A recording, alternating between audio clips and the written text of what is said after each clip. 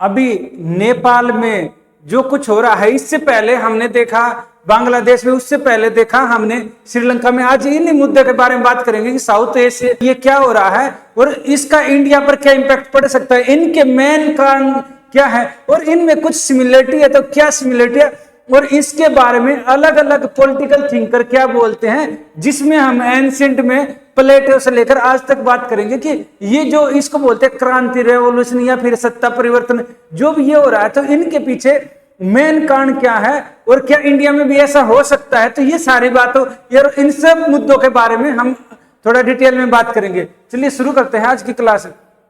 देखिए ये नेपाल में इस तरह के इंसिडेंट्स दिखाई दे रहे हैं।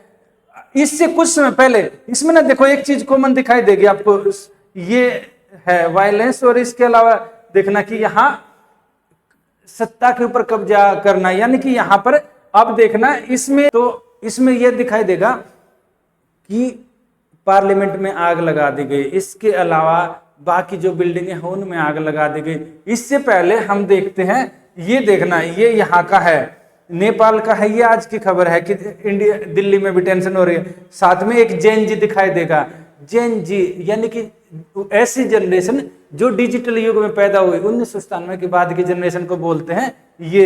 इससे पहले हम देखना शेख हसीना का भी ऐसे था, 300 लोग मारे गए, और ये बांग्लादेश की खबर है। यहाँ भी हम देखते हैं कि शुरुआत में 20 लोग मर गए थे इधर नेपाल में।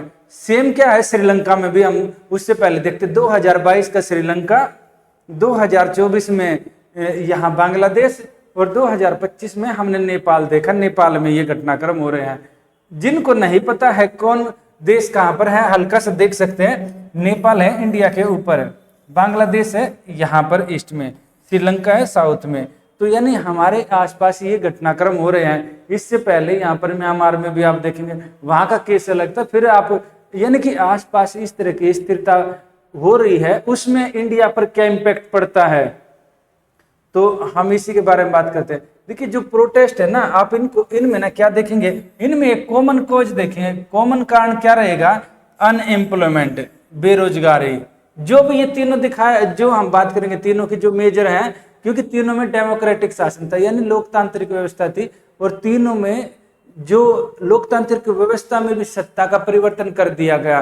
तो इनमें सबसे मेन कारण था, क्या था, अनएम्प्लॉयमेंट। इसके अलावा हम देखते हैं डिजिटल में, यानी कि जो ये है जेन जी ने की, जेड जनरेशन जेड ने की है, और जो करप्शन है, एक मेन रीजन करप्शन भी है। इन तीनों में देखना कि करप्शन भी सबसे मेन रीजन रहा है। इसके अलावा इकोनॉमिक इनइक्वालिटी, आर्थिक असमानता, यानी यहाँ पर लोगों ने क्या देखा, ये देखा अच्छा कुछ ही लोग हैं जिनके पास ज्यादा पैसा है, कुछ लोग कौन, नेताजी बहुत अमीर हो रहे हैं, आम आदमी गरीब है, आम आदमी के कंडीशन में कुछ फर्क ही नहीं पड़ रहा है, ये रीजन है। नेपाल में है कि केपी शर्मा ओली जो नेपाल के प्राइम मिनिस्टर है, उन्होंने इस्तीफा दे चुके हैं। अब इंटरिम गवर्नमेंट की बात की जा रही है। ये नेपाल के का एक आप फोटो देख सकते हैं। यहाँ पर आप देखेंगे ना, जो जनरेशन जेड है नेपाल में जो 2025 में है, इसको ट्रिगर किसने किया, ट्रिगर जो मेन पॉइंट सरकार की तरफ से बताया गया, ट्रिगर किया था सितंबर 4 2025 को। सरकार ने क्या किया, 26 सोशल मीडिया ऐप पर बैन कर दिया, जिसमें यूट्यूब, एक्स, फेसबुक और ट्विटर वगैरह हैं। तो इससे क्या हुआ, देखो इससे बैन कर दिया ना, इससे एक ये भी था कि यहाँ क्या है, आप देखना जब हम देखते हैं कि जीडीपी में ना काफी नीचे है, और पर कैपिटा इनकम में भी ना नेपाल इंडिया से काफी नीचे आता है। तो यहाँ इसके अलावा यानी कि हर व्यक्ति के पास पैसा पहले ही कम है, गरीबी काफी ज्यादा है। ऊपर से क्या है, जो पैसे आते हैं या तो रेमिटेंस से, जो बाहर से के लोग नेपाल से बाहर लोग काम करते हैं, वो नेपाल में पैसे भेजते हैं, और उन पैसों में अब क्या रहता है, बाहर काम करते हैं तो अब दूर से वो क्या करेंगे, बात करते हैं, तो बात करते हुए क्या करेंगे, ज्यादातर जैसे उसका व्हाट्सएप का यूज करते हैं लोग, तो सरकार ने बैन लगा दिया, यानी कॉलिंग महंगे। इसके अलावा जो यूट्यूबर है, यूट्यूब से कमाते हैं। इसके अलावा क्या रहता है, यहाँ यानी कि लोग जो घूमने जाते हैं, टूरिज्म इंडस्ट्री है, तो उनमें क्या रहता है, उनमें ना जो फोटो वगैरह दिखाते हैं, यानी सोशल मीडिया का खूब यूज करते हैं लोग, और ये काफी बड़ा कंट्रीब्यूशन करता था। तो सरकार ने इन पर सोशल मीडिया के ऊपर बैन लगा दिया। तो लोगों को लगा कि इस विशेष रूप से इस जनरेशन को लगा अच्छा उनको इकोनॉमिकली भी चोट की जा रही है। इसके अलावा सरकार ने क्या बोला, सरकार ने बोला कि ये कंपनियां क्या कर रही हैं, अपने प्रतिनिधि को नहीं नियुक्त कर रही हैं नेपाल में, अपने रिप्रेजेंटेटिव को नहीं नियुक्त कर रही है। क्यों नहीं कर रही है, नहीं कर रही है तो इसलिए इन कंपनियों का रजिस्ट्रेशन कैंसिल किया जाता है। और सरकार ने अपना प्रतिनिधि नियुक्त करने की बात इनको क्यों बोली कि अगर सरकार के खिलाफ काफी ऐसी सूचनाएं आती हैं जो सरकार की इमेज खराब करती है, जो नेपाल के कल्चर के अगेंस्ट है। तो हम चाहते हैं जो इस तरह की सूचनाएं इन पर प्रसारित हो रही है, उस सूचना को लेकर क्या किया जाए, उसको रोका जा सके। कोई तो रिप्रेजेंटेटिव हो जो इस सूचना जो हम बोलेंगे उस सूचना के ऊपर कार्रवाई करेगी, हाँ ठीक है या गलत है ये देखे। इन कंपनियों ने अपना कोई ऐसा प्रतिनिधि नहीं नियुक्त किया था तो सरकार ने क्या किया, इन एप्लीकेशन पर बैन लगा दिया था। ये घटना माना जाता ट्रिगर पॉइंट है। अब इन पर बैन लगाया, इसका आर्थिक जो प्रभाव है वो हमने आपको बता दिया कि बाहर के लोग जो नेपाल से बाहर काम करते हैं वो पैसे भेजते हैं। इसके अलावा बाकी इस तरह के इम्पैक्ट हैं। इसके अलावा जो जनरेशन जो इस युग में जी है सोशल मीडिया में, उसको भी अच्छा नहीं लगा कि इस तरह बैन लगा जाए। उनको ये लगा कि हम इन एप्लीकेशन पर सरकार की आलोचना कर रहे हैं, सरकार इसलिए इन पर बैन लगा रही है। और ये सबसे मेन था। इसके अलावा क्या है, इनिशियल जस्टिफिकेशन, सरकार ने ये इनिशियल जस्टिफिकेशन इसका दिया था। प्रोटेस्ट ने क्या बोला, प्रोटेस्ट ने बोला कि ये क्या है, हम क्या कर रहे हैं, ये सेंसरशिप कर रही है। और सेंसरशिप कर रही है और किस लिए कर रही है सरकार, इसलिए कर रही है क्योंकि हम करप्शन के मुद्दे इस पर उठा रहे हैं। तो यहीं पर एक कॉल हुई थी जिसमें कि हामी नेपाल करके जो ऑर्गेनाइजेशन जो एनजीओ है उन्होंने कॉल की थी और बाकियों ने कॉल की थी कि ठीक है आप प्रोटेस्ट कीजिए। इसके मेन रीजन कई सारे देखे जाते हैं, क्योंकि देखिए सिर्फ एक रीजन किसी भी इतने बड़े घटनाक्रम के लिए पीछे जिम्मेदार नहीं होता, याद रखना। चाहे हम ये नेपाल का देखते हैं, चाहे बांग्लादेश का देखेंगे, चाहे श्रीलंका का, एक रीजन कभी भी नहीं होता है। कई सारे कारण होते हैं। कई सारे कारण में है डीप रूटेड करप्शन। यहाँ पर क्या देखते हैं, ये देखते हैं कि इसी को लेकर नेपो किड्स करके ट्रेंड चलाया गया था। ये एक्स वगैरह यानी कि जिसको ट्विटर बोला जाता है, उस पर काफी वायरल हुआ है। इसमें ये देखते हैं कि जो नेता है, नेता के बच्चे हैं, वहां दिखाई देता है कि नेता के बच्चे क्या है, वो अमीर हो रहे हैं, लग्जरी होटलों में क्या कर रहे हैं, वो अपना 5 स्टार होटल में पार्टी कर रहे हैं, घूम रहे हैं। और उसी के साथ क्या करते हैं, दूसरी तरफ दिखाते हैं कि जो नेपाल के जो आम आदमी है, जो गरीब है, वो और गरीब हो रहा है, उसके पास खाने का नहीं है, काफी ज्यादा क्राइसिस में। जो कि नेताजी पहले इतना कमाते नहीं थे, बाद में एकदम अमीर हो गए। तो इस तरह का यानी कि कॉन्ट्रास्ट दिखाया जाता है। और सिचुएशन भी कुछ ऐसी है कि नेपाल में ना बहुत ज्यादा गरीबी है, तो उसको लेकर नेपो किड्स करके ये चला। साथ में करप्शन के बहुत ज्यादा एलिगेशन लगे हैं लीडर के ऊपर। ये है हाई यूथ अनएम्प्लॉयमेंट, नेपाल में ना बेरोजगारी बहुत ज्यादा है, एक ये भी काफी बड़ा रीजन है। इसके अलावा पॉलिटिकल इंस्टेबिलिटी। देखिए 2006 में नेपाल में जो उससे पहले नेपाल में राजशाही थी, यानी राजा महाराजा होते थे। नेपाल के जो राजा के खिलाफ जो आवाज उठाई गई थी, उसमें 2006 में नेपाल में राजशाही खत्म की गई। 2008 में नेपाल का संविधान बना।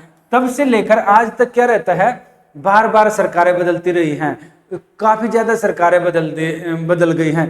तकरीबन 13 के आसपास सरकार बदल चुकी है। तो यहाँ क्या देखते हैं, लगभग कहने का ये है कि लगभग हर साल में एक सरकार बदल जाती है। इससे क्या होता है, लोगों में चिढ़ हो गई, ये क्या है, ये एक नेता आता है फिर दूसरा आता है, अपना पेट भरते जा रहे। लोगों में ये परसेप्शन बन गया, और परसेप्शन बन गया तो लोग और ज्यादा खिलाफ हो गए। स्टेबिलिटी होती है तो इतना नहीं रहता है।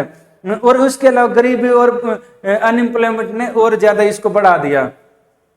इसमें क्या था, शुरुआत में जो ये थे ना, ये शुरुआत में पीसफुल थे, यानी शांतिपूर्वक आह्वान किया गया था, ठीक है शांतिपूर्वक प्रदर्शन करेंगे। धीरे धीरे क्या हुआ ना, धीरे धीरे ये हो गया कि यहाँ पर हिंसा होने लगी। पीसफुल थे, फोर्स ने क्या किया, जो सिक्योरिटी फोर्सेज हैं, सुरक्षा बल हैं, उन्होंने प्रदर्शनकारियों को मतलब कि मारना पीटना शुरू कर दिया, ये बोला जा रहा है। इसके बाद ये वायलेंट हो गए, फिर अटैक करने लगे, पब्लिक प्रॉपर्टी पर अटैक होने लगे, जैसे सुप्रीम कोर्ट पर कर दिया, प्राइम मिनिस्टर के घर पर अटैक कर दिया लोगों ने, और पार्लियामेंट है, पार्लियामेंट को जला दिया। इस तरह का करके बाद में इंसिडेंस हो गया। पॉलिटिकली टारगेट जो सरकार के हैं या अपोजिशन के लीडर हैं या फिर कोई भी है, सबको टारगेट करके सबको निशाना बनाया गया। इसमें लास्ट में क्या हुआ, लास्ट में सिचुएशन इतनी बिगड़ गई कि आर्मी डिप्लॉय करनी पड़ी। इन सब के पीछे कहीं ना कहीं हम यही देखते हैं कि गवर्नमेंट क्या किया, इसमें गवर्नमेंट कोलैप्स कर गई है, पूरी तरह से कोलैप्स कर गई। इंटरिम सरकार, अभी इंटरिम सरकार गठित करने की बात चल रही है, तो वही इंसिडेंस है। सोशल मीडिया ने इसमें बहुत ज्यादा कंट्रीब्यूशन किया है, यानी पहले सरकार ने बैन लगाया, बाद में हटा दिया था, प्रधानमंत्री ने भी इस्तीफा दे दिया था। पर क्या हुआ, ये इतना ज्यादा एस्केलेट कर गया कि फिर इसको काफी ज्यादा मुश्किल हो गई इसको रोकना। लास्ट में आर्मी डिप्लॉय हुई थी। इसके अलावा रीजनल इम्प्लीकेशन, इंडिया को चिंता हो गई कि इंडिया के पास में, जैसे हमने देखा ना अभी नेपाल का केस है, इससे पहले हमारे सामने बांग्लादेश का था, फिर उससे पहले श्रीलंका का। ये कॉन्स्टिट्यूशनल क्राइसिस फिर से हो गया कि संविधान का फिर से क्राइसिस हो गया कि संविधान नया लिखा जाए। अब नया संविधान लिखने की बात कर रहे हैं, कुछ बोल रहे हैं राजशाही को लेकर, ये कुछ बोल रहे हैं कि संविधान हिंदू राष्ट्र बनाया जाए, कोई कुछ बोल रहा है, अलग अलग। अभी एक कंक्रीट मांग नहीं आई है, सबकी अलग अलग मांग है। उस पर आगे फिर से वीडियो बना देंगे जब बहुत ज्यादा एकदम सारी चीजें सुलझ के आ जाएंगी। ये है। इससे पहले जो हमने देखा था ना, बांग्लादेश में भी देखना लगभग सेम केस था, सारा तो नहीं था। इसमें क्या था, इसमें जो मांग निकली थी ना, ये बांग्लादेश का देखिए, ये क्या है 2024 में था बांग्लादेश में। यहाँ पर शेख हसीना की सरकार थी, शेख हसीना की सरकार को इस्तीफा देना पड़ा था। यहाँ पर इश्यू क्या निकल के आया था, यहाँ पर कोटा सिस्टम लगा दिया था। कोटा सिस्टम ये किया था कि 30% जो जॉब है ना उनमें, और किन को, फ्रीडम फाइटर, जो ऐसे व्यक्ति जिन्होंने 1971 में बांग्लादेश को आजाद करवाने में जिन्होंने योगदान दिया है, उनको 30% कोटा सरकारी नौकरियों में ये कर दिया था।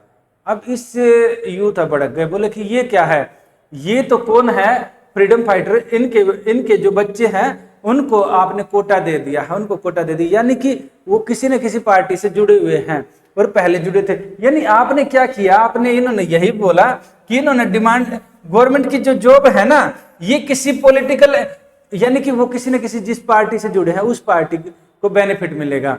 कहने की बात है, वो पार्टी कौन है, रूलिंग पार्टी आवामी लीग, तो उसको बेनिफिट मिलेगा और उससे जुड़े कार्यकर्ताओं को मिलेगा। तो इसको लेकर बोले ये तो अनजस्टिस है, ये तो गलत हो रहा है, यानी हमारे अधिकार छीने जा रहे हैं। इसी को लेकर ये ट्रिगर का पॉइंट किया है, यानी मेन ट्रिगर इसी ने किया। इशू बाकी भी थे, पर इसने मेन ट्रिगर किया और यहां से ही भड़कना शुरू हो गया। इकोनॉमिक एंजाइटी, यहां पर क्या था ना, अनएम्प्लॉयमेंट यहां भी बहुत ज्यादा था और इन्फ्लेशन काफी ज्यादा बढ़ रही थी, तो इसको लेकर भी लोगों के अंदर चिंता थी। करप्शन के बहुत ज्यादा यहाँ भी एलिगेशन लग रहे थे। Significant corruption involving high rank official their family, और क्या था, यहाँ भी अपर लेवल के जो परिवार थे और अपर लेवल पर बहुत ज्यादा करप्शन बढ़ गया था।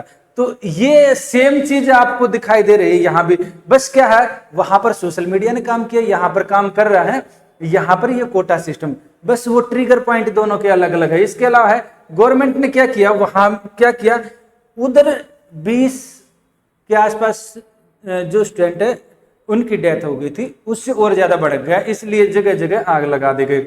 यहाँ क्या हुआ, यहाँ पर गवर्नमेंट ने, यहाँ भी क्या था, हमने देखा था तकरीबन 300 के आसपास लोग मारे गए थे इसमें। पहले क्या था, शेख हसीना ने क्या किया, प्रधानमंत्री ने उस समय इन्होंने बोला प्रोटेस्टर को रजकार, यानी कि ऐसे रजकार ना एक संगठन है, यानी कि इसको ना, ये वो लोग थे जिन्होंने 1971 के युद्ध में पाकिस्तान के वे लोग थे जिन्होंने क्या किया था, जिन्होंने दबाया था बांग्लादेश के लोगों को, ये उनके लिए यूज किया गया। कोलैबोरेशन ऑफ पाकिस्तानी आर्मी इन 1971 ये है। तो ये काफी मतलब कि उनको नहीं पसंद आया, बोला कि हम तो सरकार से जेन्युइन मांग कर रहे हैं कि भाई आपने इस तरह का कोटा क्यों लगा दिया, हम अनएम्प्लॉयमेंट बहुत ज्यादा है, हायर ऑफिसर में करप्शन है, पर आप हमें ऐसी बातें बोल रहे हैं। इसके अलावा शट डाउन कर दिया था इंटरनेट। इसके अलावा क्या किया था, जो रूलिंग पार्टी है ना, उसकी जो स्टूडेंट विंग है जिसको बोलते हैं छात्र लीग, इसने क्या किया, ये भी वायलेंस पर उतर आ गई, यानी उन लोगों के खिलाफ ये भी, और सरकार ने भी उसको ब्रूटली दबाया। इससे क्या होगा, इससे और ज्यादा भड़क गया और भड़क गया। लास्ट में यही हुआ कि फिर यहाँ से भी इस्तीफा देना पड़ा शेख हसीना जी को, और अभी फिलहाल भारत में रह रही हैं, और वहां पर इंटरिम गवर्नमेंट बना दी गई, जो कि मोहम्मद यूनुस जो कि नोबेल प्राइज विनर है उनके अध्यक्षता में बनाई है। वैसे ये काफी विरोधाभास है कि काफी टाइम हो गया, अब तक इलेक्शन हुए नहीं है। अभी उन्होंने अनाउंस किया है कि इलेक्शन होंगे, पर लंबे समय तक इलेक्शन न होना भी काफी एक चिंता की बात होती है।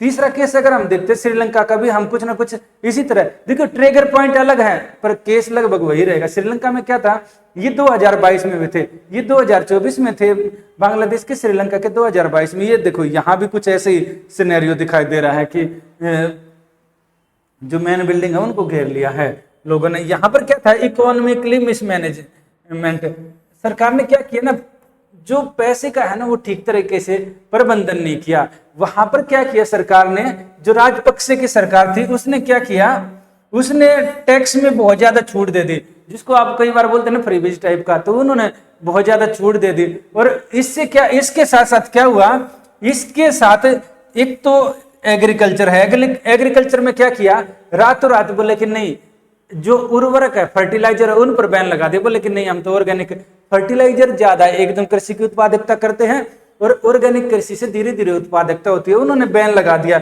इससे क्या हुआ, इससे जो किसान है उनके ऊपर बहुत ज्यादा चोट लगी। इसके अलावा कोविड-19 पेंडेमिक, याद रखना ये 2022 का केस है इसका, तो इसके साथ साथ उस समय कोविड के आसपास का समय है, तो वहां पर क्या हुआ, कोविड की वजह से जो दूसरे देशों में लोग घूमने जाते थे तो वो घूमने जाना बंद हो गए। बाहर के लोगों से जो रुपया आ रहा था, क्योंकि काम वगैरह सारे बंद हो गए थे तो पूरे संसार में, तो वो भी बहुत कम, उससे रेमिटेंस भी कम आ रहा था। इसके अलावा टूरिज्म सेक्टर भी काफी बुरी तरह से कोलैप्स कर गया था।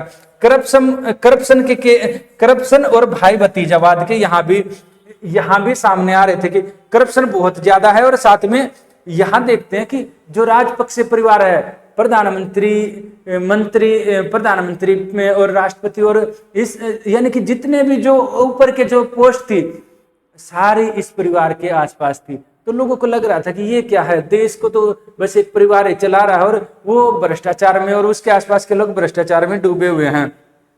अकाउंटेबिलिटी, सरकार ने अकाउंटेबिलिटी इस तरह की किसी की थी नहीं, तो इन सारी चीजों को लेकर क्या हो गया, वहां भी श्रीलंका में भी लोग सड़कों पर उतर आए और इसको बोला अर्गाला मूवमेंट करके इसको बोला गया था। अर्गाला यहाँ क्या था, ऑर्गेनिक था, लीडरलेस था। जैसे यहाँ पर हमने देखा ना, बांग्लादेश में देखा ये इससे पहले, और अभी फिलहाल देखा हमने नेपाल में, कोई लीडर ही नहीं है, लीडरलेस है, यानी कि यूथ है, यूथ ही इस तीनों में कॉमन चीज है कि यूथ निकल के आते हैं बाहर। डाइवर्स एंड इंक्लूसिव, यहां भी आप देखेंगे ना, यूथ तो लीड कर रहे हैं पर बाकी ग्रुप का भी उनको समर्थन है। इसके अलावा है सिंबॉलिक, यानी कि जो सरकार है, सरकार की जो सिंबॉलिक है उन जगह पर कब्जा कर लिया है, उन जगह पर तोड़फोड़ की जा रही, हिंसा की जा रही है, उन जगह पर लोग पहुंच जा रहे हैं। ये स्पेसिफिक डिमांड सब में क्या है, करप्शन, अकाउंटेबिलिटी फॉर करप्शन और सिस्टम चेंज, यानी कि सिस्टम ये अच्छा नहीं काम कर रहा, ये लोगों के लिए काम नहीं कर रहा। हमने सरकारें इसलिए बनाई ताकि ईमानदार रहेंगी, लोगों के लिए काम करेंगे, पर यहाँ क्या हो रहा है, सरकारें सिर्फ अपने लिए काम कर रही हैं, लोगों के लिए कुछ नहीं कर रही है। तो तीनों में ना कई सारे रीजन दिखाई देते हैं जिनमें पॉइंट ट्रिगर के अलग अलग हैं, और मेन रीजन यही दिखाई देता है, यूथ और उनकी आकांक्षाएं फुलफिल की जा रही है या नहीं। अब हम ये देखते हैं अलग अलग जो थिंकर है, राजनीतिक थिंकर है, इसके बारे में क्या बोलते हैं। जैसे हम प्लेटो का देखते हैं, देखिए आज से कितने तकरीबन 2500 साल पहले इन्होंने क्या बोला था, इन्होंने बोला था पॉलिटिकल डिक्लाइन, यानी कि रेवोल्यूशन का बताया इन्होंने, क्रांति, यानी सत्ता परिवर्तन, किसी भी सत्ता का रातों रात परिवर्तन हो जाना, यानी उसको दो तरह की क्रांति बोला जाता है। यानी जैसे तीनों जगह हमने देखा क्रांति हो गई, यानी कि सत्ता बदल गई, एकदम पूरी तरह से बदल गई। और पूरी तरह से बदलने का क्या रहता है, कई बार वायलेंट हो जाते हैं, यानी कि जैसे कि फ्रांस की क्रांति हम देखते हैं, जो कि 18वीं सदी में हुई थी, कई तरह नॉन वायलेंट होते, तो ये हम यही देख रहे हैं।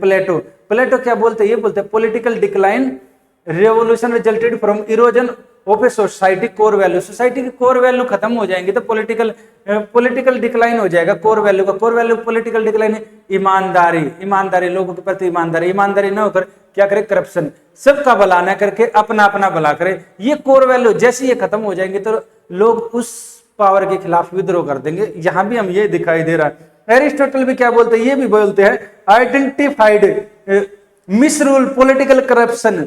मिसरूल यानी ठीक तरीके से रूल न करना, जैसे हमने श्रीलंका के केस में देखा।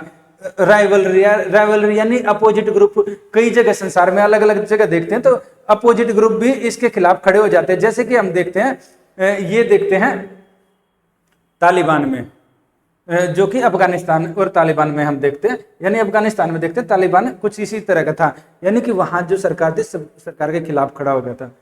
पर सबसे मेन तो हम यही दो चीज देखते हैं, मिसरूल, पॉलिटिकल करप्शन, इन तीन केस में।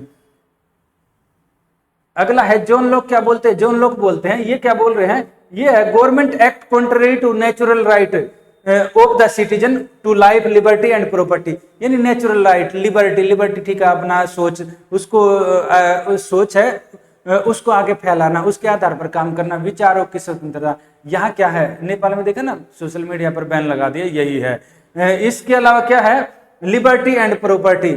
लिबर्टी प्रॉपर्टी यानी कि यहाँ क्या है, हमने देखा कि अनइक्वल, ऊपर वालों के पास ज्यादा है, नीचे वालों के पास नहीं है, और ऊपर वाले एकदम बहुत ज्यादा करप्शन किए जा रहे हैं। ये है, ये रूसो है। रूसो ये क्या बोलते हैं, फॉल्स सोशल कॉन्ट्रैक्ट। और ये है इंस्टीट्यूशनलाइज इनइक्वालिटी, यानी संस्थागत असमानता। और क्या रहेगा, फॉल्स सोशल कॉन्ट्रैक्ट। सरकार लोगों से कॉन्ट्रैक्ट करती है। क्या कॉन्ट्रैक्ट करती है, कॉन्ट्रैक्ट यानी संविधान है, संविधान लिखा जाता है, वो कॉन्ट्रैक्ट ही तो होता है एक किस्म से, कि हम देश को आगे बढ़ाएंगे, सबके साथ समान व्यवहार करेंगे, भाईचारा करेंगे, समानता लेकर आएंगे। हमने क्या देखा, बांग्लादेश केस में ये हुआ कि कुछ लोगों के लिए कोटा सिस्टम लागू कर दिया, तो इस वजह से लोग क्या होते हैं, भड़क जाते हैं। अगला हम देखते हैं, जैसे कार्ल मार्क्स क्या बोलते हैं।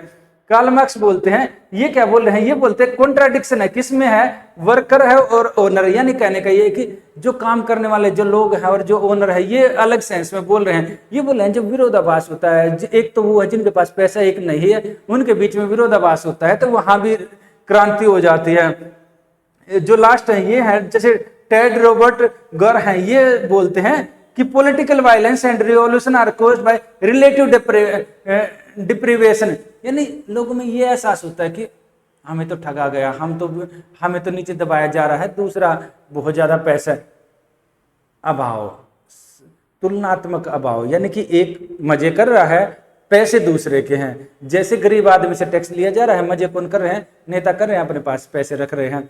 इसके अलावा क्या करते हैं, वो क्या करते हैं, अपने आसपास वाले लोगों को ही आगे बढ़ाते हैं, और साथ साथ क्या रहता है, पैसे का मिसमैनेज करते हैं। ये कई तरह के, ये इस तरह के जो काम करते हैं, तो उससे लोगों में अभाव होता है, रिलेटिव अभाव होता है, जिस वजह से लोग क्या करते हैं, सत्ता के खिलाफ लड़ाई लड़ते हैं। वो किसी न किसी रूप में होती है और उससे उसको सत्ता को बदल देते हैं। ये हमने देखा, और इंडिया के आसपास ऐसा ही हो रहा है। क्या इंडिया में ऐसा हो सकता है, इंडिया में कई बार मूवमेंट हुए हैं, पर अभी तक ऐसा नहीं हुआ है। अगर हम इतिहास में देखेंगे तो हम जेपी का आंदोलन भी देखते हैं, जिनको नहीं पता है वो सर्च कर सकते हैं, नहीं तो फिर कभी उन पर वीडियो बनाओगे।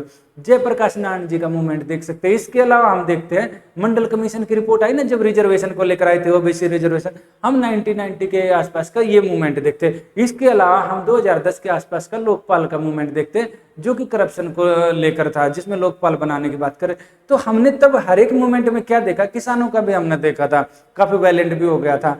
पर हमने ये देखा कि इंडिया का जो डेमोक्रेटिक सिस्टम है ना, वो इतना ज्यादा स्ट्रोंग है, और सरकारें ना इस इतने मतलब अच्छे से हैंडल करती है कि इंडिया में कभी ऐसी कंडीशन न तो आई है और न फ्यूचर में आने की संभावना है। इसको लेकर आज सुबह सुबह सुप्रीम कोर्ट का भी कमेंट था कि हम अपने आसपास देख सकते हैं कि क्या हो रहा है। ये अच्छा है कि हमारे फाउंडेशन इतने स्ट्रोंग है। ये आज के लिए इतने, फिर मिलते